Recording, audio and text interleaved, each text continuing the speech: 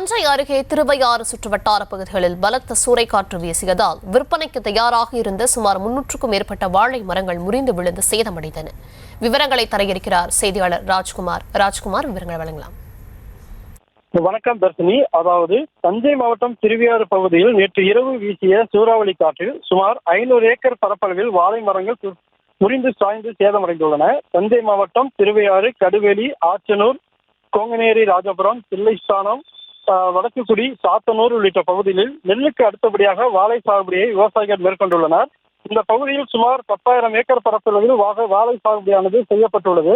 வாழை மரங்கள் வெட்டி விற்பனைக்கு தயாராக உள்ள நிலையில் நேற்று இரவு வீசிய சூறாவளி காற்றால் சுமார் 500 ஏக்கர் பரப்பளவில் வாழை மரங்கள் முறிந்து சாய்ந்து சேதமடைந்துள்ளன.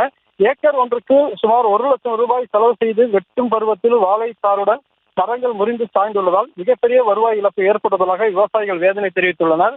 அதாவது ஏக்கருக்கு 1.5 லட்சம் ரூபாய்க்கு மேல் செலவு செய்வது மட்டும் இல்லாமல் ஆள் பற்றாக்குறை, உர விலை உயர்வு உள்ளிட்ட பல்வேறு இன்னல்களில் விவசாயிகள் வேதனை அடைந்துள்ள நிலையில் தற்போது நேற்று வீசிய உள்ள காற்றினால் மரங்கள் ஏராளமாக வாழை மரங்கள் சாய்ந்துள்ளன.